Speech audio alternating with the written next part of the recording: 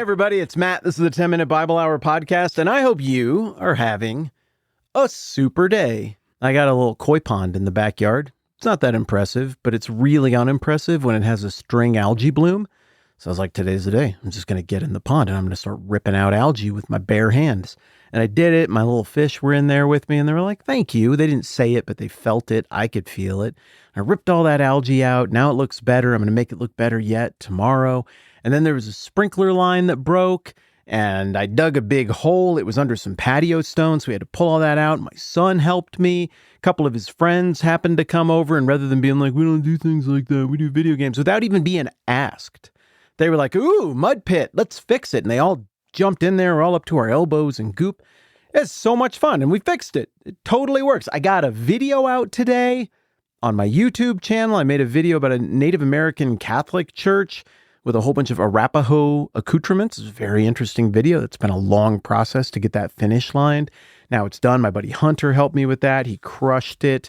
And then I had a little guest appearance here. Was it maybe yesterday, the day before, something like that? And I haven't been telling you about the guest appearances because it feels weird and snooty. They've been a lot better than I expected. They've been pretty cool. I wrote this book 6 weeks ago. We've talked about it a ton. I know some of you are new, so I'm just bringing everybody up to speed. I wrote this book called The Lightning Fast Field Guide to the Bible. HarperCollins put it out in their subsidiary, Zondervan, and they're really good at publishing books, right? So at some point in the book publishing process, somebody sat me down and they were like, hey, we're going to put you on a bunch of like shows and stuff, YouTube and podcasts and old school radio and some TV stuff. And it doesn't have to be hard. Just show up, talk about the Bible. Everybody we put you with, they're all pros. They're going to make it fun. And, we'll just kind of get the word out about the book and about the podcast. I know a lot of you are new here, probably because of one of these little appearances I've been doing lately. And I really didn't know what to expect. I thought that it would be kind of weird.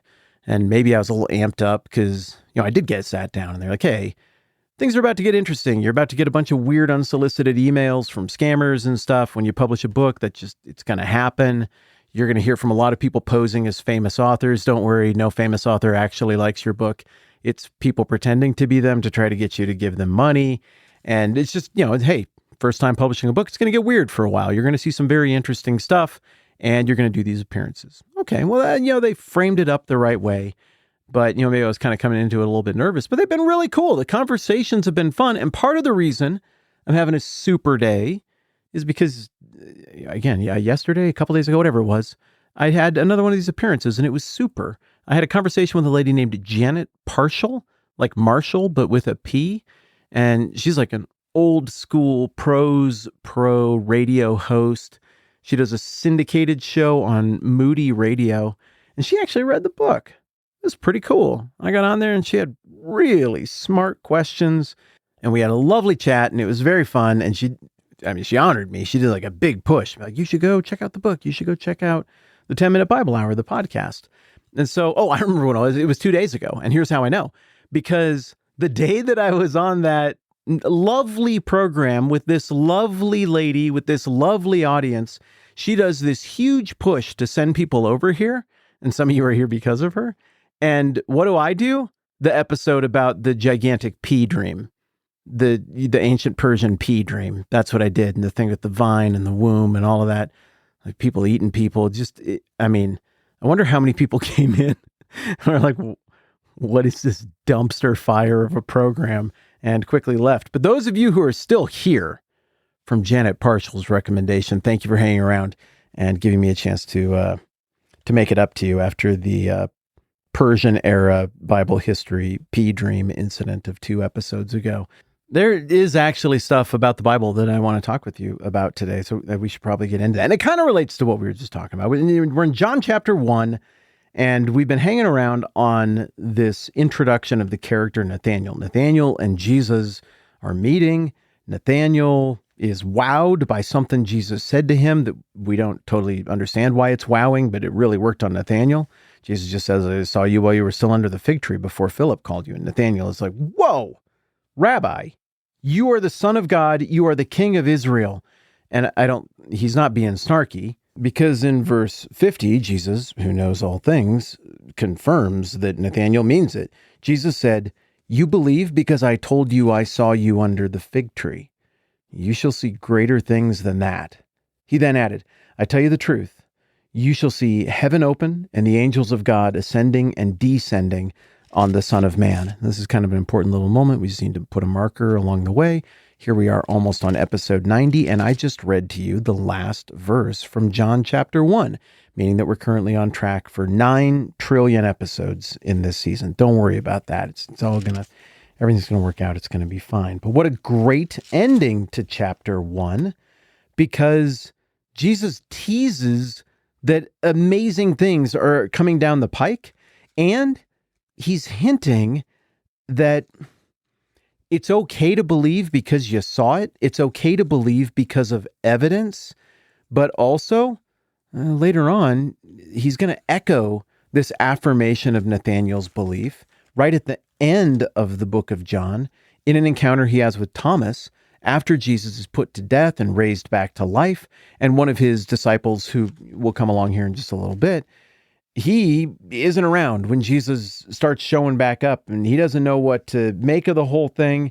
Everybody's telling him, like, Jesus is back to life. And he's like, unless I see the nail marks in his hands and put my fingers where the nails were and put my hand in his side, I will not believe it. So that's kind of weird, given everything Thomas had seen, for him to dig in like that. But hey, it was honest.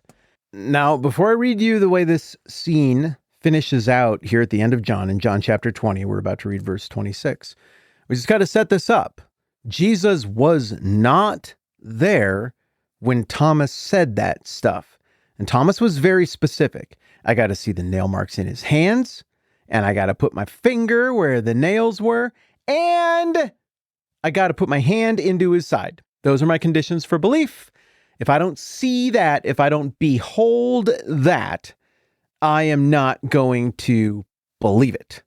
It's very specific, right? Well, kind of reminds you of something very specific that's hinted at in John chapter 1. Nathanael was saying or doing or thinking or something underneath that fig tree, and somehow Jesus knew what it was exactly, and that translated into lifelong devotion from Nathanael. Okay, back to John 20. Let's see how it plays out with Thomas. John 20:26. A week later, his disciples were in the house again, and Thomas was with them. Though the doors were locked, Jesus came in and stood among them and said, "Peace be with you."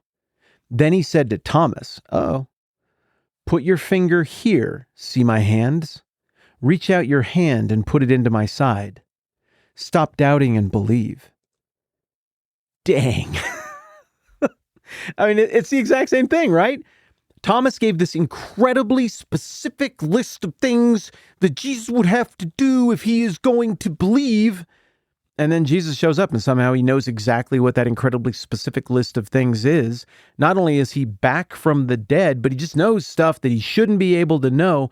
And he knows exactly what needs to be said to Thomas, whose name is forever linked to the action of doubting.